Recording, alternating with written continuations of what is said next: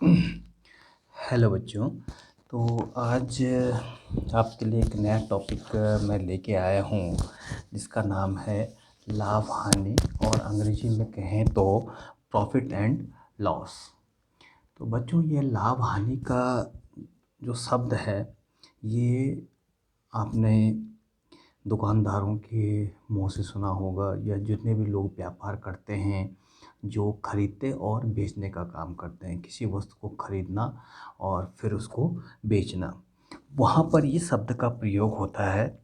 तो इस चैप्टर में हम पहले कुछ शब्दावली पे जाएंगे, उनका मतलब समझेंगे और फिर हम सवालों को करेंगे। तो देखते हैं, एक एक्टिविटी के माध्यम से एक बालिका है जिसका नाम है रिया। रिया ने क्या किया कि बाजार से, मार्केट से एक गुड़िया खरीदी। और कितने में खरीदी? रुपए 300 में। तो बच्चों, जब हम किसी चीज़ को खरीदते हैं तो वो जिस कीमत पर खरीदते हैं, या जिस मूल्य पर, या जिस दाम पर खरीदते हैं, वो उसका क्रय मूल्य होता है। क्या होता है? क्रय मूल्य। ठीक है। और अंग्रेजी में इसको कहते हैं कॉस्ट प्राइस, यानी उसकी जो, तो यहाँ पर जो गुड़िया है, डॉल है, उसकी जो कॉस्ट प्राइस है, ठीक है, कॉस्ट प्राइस को हम शॉर्ट में सीपी भी कहते हैं, C for cost, P for price. तो यहाँ पर गुड़िया का जो क्रय मूल्य है वो 300 रुपये है। तो क्रय मूल्य जो जो शब्दावली आ रही है, इसको बिल्कुल आपने ध्यान से समझना है, और ये बहुत इजी टॉपिक है अगर आप जो है इनकी शब्दावली पे सही तरह से गौर करेंगे तो यहाँ पर गुड़िया का जो क्रय मूल्य है 300 रुपये। तो रिया ने जो है 300 रुपये में गुड़िया खरीद दी, अपने घर ले आई। अब शाम को रिया जो है वो अपनी सहेली मीना के घर जाती है, उस डॉल को लेकर के, उस गुड़िया को लेकर के, जिसको उसने 300 रुपये में खरीदा। अब मीना को जब वो गुड़िया देखती है तो उसको गुड़िया बहुत पसंद आती है।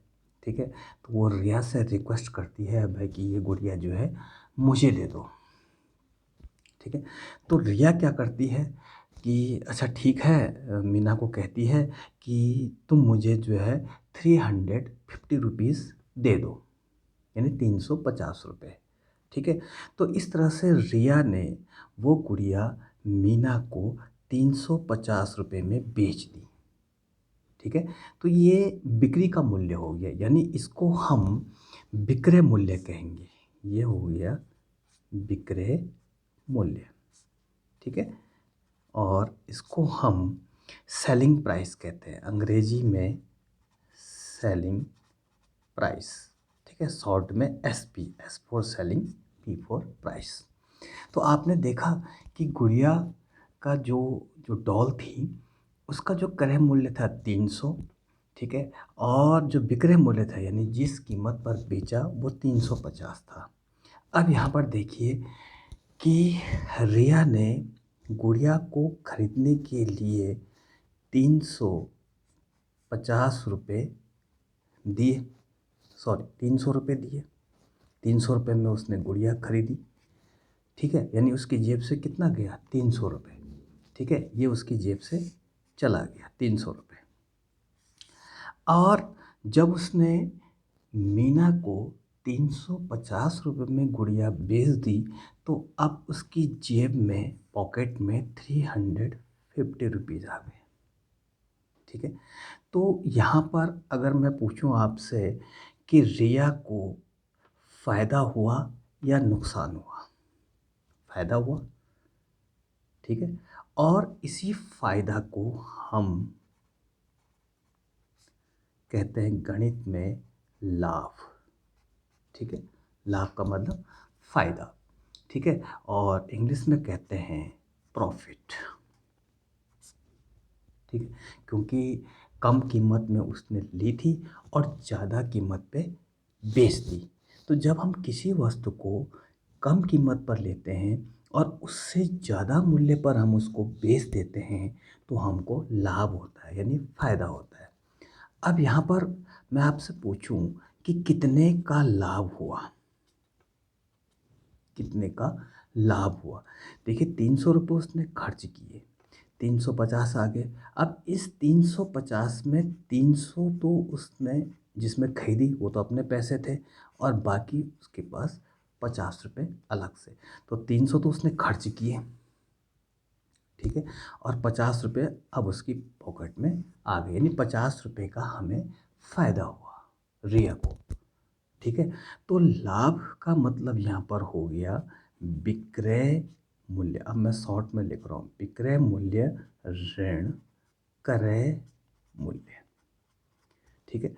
विक्रय मूल्य कितना है, कितने में बेची, 350 में, रुपये 350, और खरीदी कितने में थी, रुपये 300 में।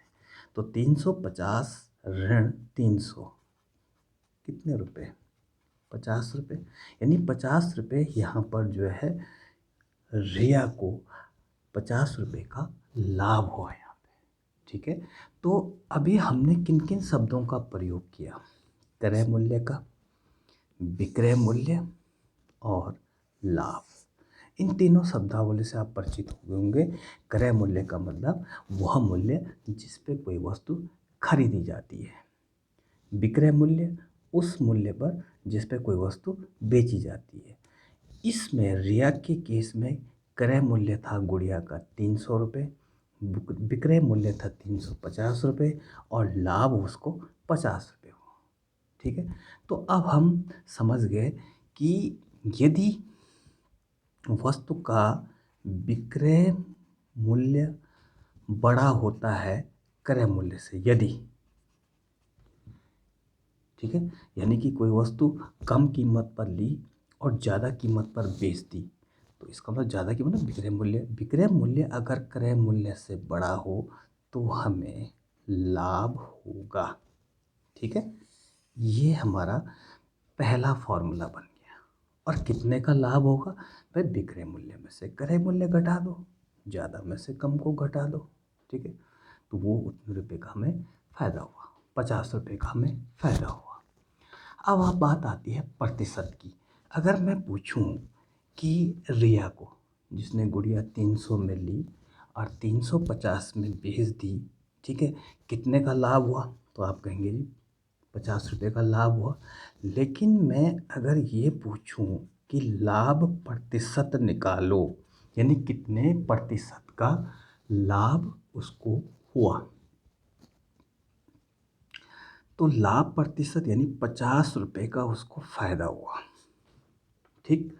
कितने में से, जिस कीमत पे वस्तु ली थी यानी 300 पे, यही तो हुआ, ठीक है ना। अब ये हमारी भिन्न बन गई, ठीक है, यहाँ लाभ प्रतिशत है। तो 50 रुपये का फ़ायदा हुआ 300 पे यानी क्रय मूल्य पे, उसको हम अगर 100 से गुणा कर दें, बस 100 पे कितना फ़ायदा हो, 100 से गुणा कर दें तो ये मान प्रतिशत में बदल जाएगा, यानी उतने परसेंट का लाभ होगा, उतने परसेंट का प्रॉफिट होगा। देखिए सरलीकरण करते हैं, 2 जीरो से 2 जीरो कटे, 3 का भाग 50 में दें, 3 एकम 3, 2 शेष 20, 3 छक्का 18, 2 शेष 16 सही कितना 2/3, यानी 16 सही 2/3 प्रतिशत का फ़ायदा हुआ। यानी अगर वो चीज़ 100 रुपये में खरीदती तो उसको 16 सही 2/3 प्रतिशत का फ़ायदा हुआ। तो हमारे पास अब एक फॉर्मूला और निकल के आ गया कि यदि किसी वस्तु को बेचने पर फ़ायदा होता है यानी लाभ होता है, तो लाभ प्रतिशत निकालने के लिए, लाभ प्रतिशत निकालने के लिए लाभ बटे क्रय मूल्य, ठीक है, लाभ बटे क्रय मूल्य, ठीक है, और गुणा गया 100।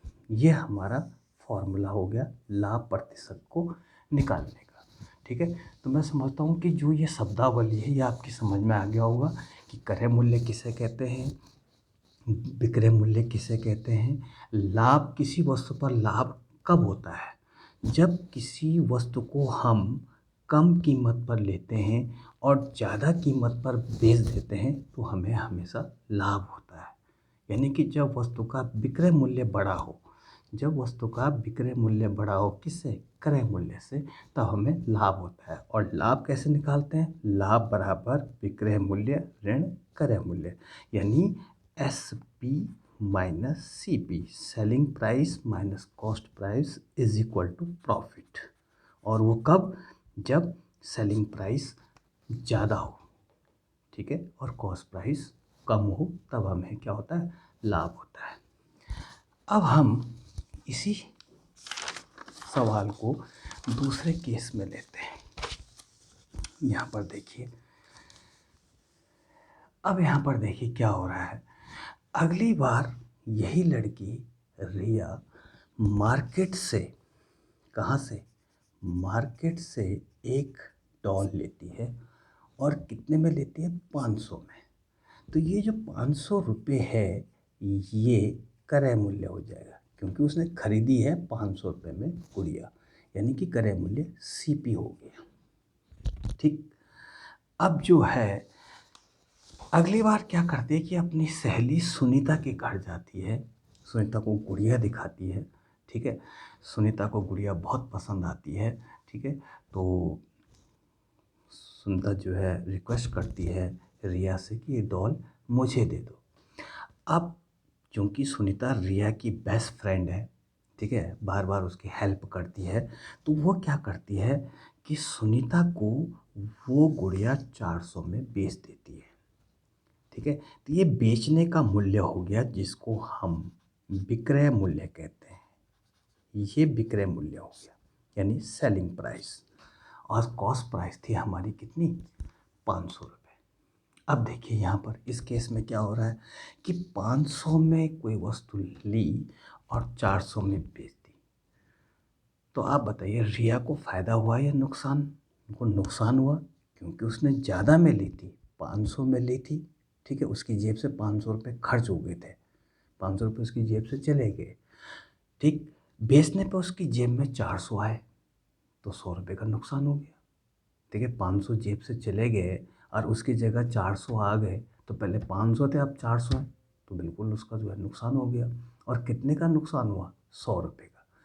तो यहाँ पर आपने ये देखा होगा कि जो क्रय मूल्य है यानी कॉस्ट प्राइस है, क्रय मूल्य वो बड़ा है विक्रय मूल्य से, विक्रय मूल्य से बड़ा है।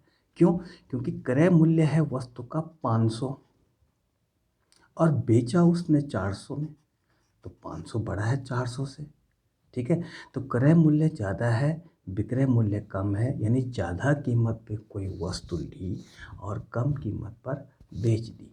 तो लिहाजा इस केस में जब कब जब क्रय मूल्य बड़ा होता है विक्रय मूल्य से, यानी कोई चीज़ ज़्यादा कीमत पर ली जाती है और कम कीमत पर बेच दी जाती है, तो वहाँ पर हमें हानि होती है, इसको बोलते हैं लॉस।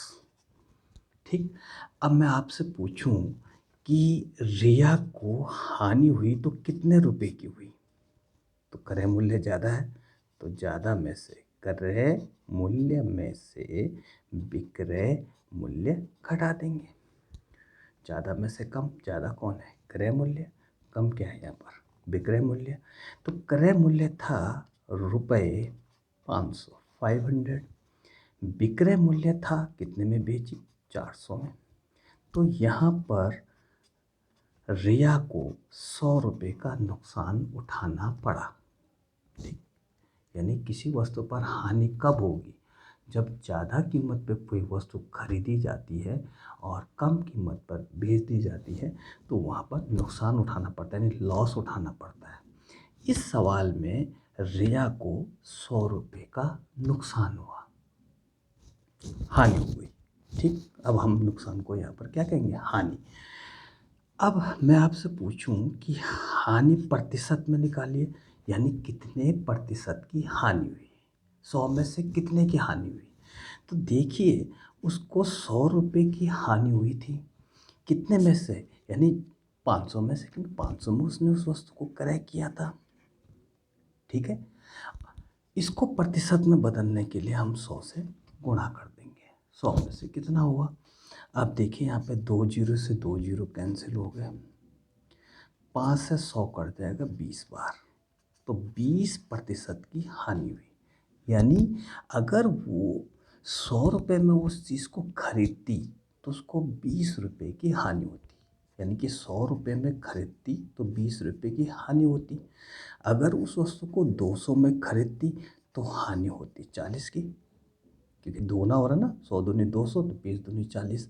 अगर वो 300 में खरीदती इस केस में, तो ये 3 गुना तो ये भी 3 गुना 60 रुपये। अगर वो 400 में खरीदती, ये 4 गुना बढ़ गया तो ये भी 4 गुना 80 रुपये। अगर वो 500 में खरीदती तो 100 रुपये की हानि। देखो बिल्कुल वही चीज़ आ गई ना, रैखिक नियम के माध्यम से भी अगर हम इसको देखेंगे, ठीक है, तो 20% हानि का मतलब है कि अगर कोई चीज़ 100 रुपये में खरीदी गई तो उसमें 20% क्या हुआ?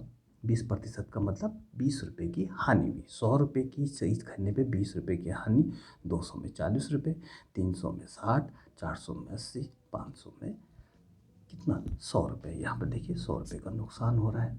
तो अब आप समझ गए होंगे यहाँ पर जो हमने फॉर्मूले इस्तेमाल किए कि किसी भी वस्तु पर हानि कब होती है? कि जब उसका क्रय मूल्य ज़्यादा हो और विक्रय मूल्य कम हो। यानी ज़्यादा कीमत पर किसी वस्तु को खरीदा जाता है और कम कीमत पर बेचा जाता है, तब हानि होती है। ठीक है, तो ज़्यादा कीमत क्रय मूल्य की है तो क्रय मूल्य में से विक्रय मूल्य घटा देंगे तो हमें हानि मिल जाएगी। हानि का प्रतिशत, ठीक है, वास्तविक हानि तो 100 रुपये है, ठीक, लेकिन हानि का प्रतिशत निकालने के लिए कितने की हानि हुई थी? 100 रुपये की हानि हुई थी। कितने में से? क्रय मूल्य में से। यानी हमेशा क्रय मूल्य में से ही लाभ और हानि प्रतिशत निकाला जाता है। 500 में से 500 में से 100 रुपये की हानि हुई तो 100 में से कितनी होगी? ये कैंसिल, ठीक, 5 दूनी 10, 5 जीरो जीरो, तो 100 में से 20 रुपये की उसको हानि होती अगर वो 100 रुपये में गुड़िया खरीदती। तो बच्चों ये था हमारा आज जो लाभ हानि का जो टॉपिक है, ठीक है। और ये चीज़ अगर आपको सवाल समझ में आ गया होगा, ये चीज़ें जो एग्ज़ाम्पल है, तो इसके सवाल बहुत ईज़ी हैं, ठीक है। आपको क्रय मूल्य किसे कहते हैं, विक्रय मूल्य किसे कहते हैं, किसी वस्तु पर लाभ कब होता है और किसी वस्तु पे हानि कब होती है, ठीक है। अगर किसी वस्तु को बेचने पे लाभ हुआ तो लाभ प्रतिशत कैसे निकालते हैं, अगर किसी वस्तु को बेचने पर हानि हुई तो हानि प्रतिशत कैसे निकालते हैं, ठीक है। तो अगर ये चीज़ आपकी समझ में आ गई होगी तो इसके क्वेश्चंस बहुत आसान है, ठीक है। और अगले जो वीडियो में हम इस पर जो है क्वेश्चंस करेंगे। पहले हम आसान आसान क्वेश्चन करेंगे, ठीक है, फिर हम उसके डिफ़िकल्टी लेवल पे जाएंगे, ठीक है। तो इसको जो है, इस वीडियो को अगर एक बार समझ में ना आए तो इसको 2 बार देखिए, 3 बार देखिए, पॉज़ करके बार-बार देखिए, ठीक है। और ये चीज़ अगर आपकी समझ में आ गई तो क्वेश्चन इसके बहुत ईज़ी पड़ेंगे, ठीक है। तो मिलते हैं नेक्स्ट वीडियो में, टिल देन बाय बाय।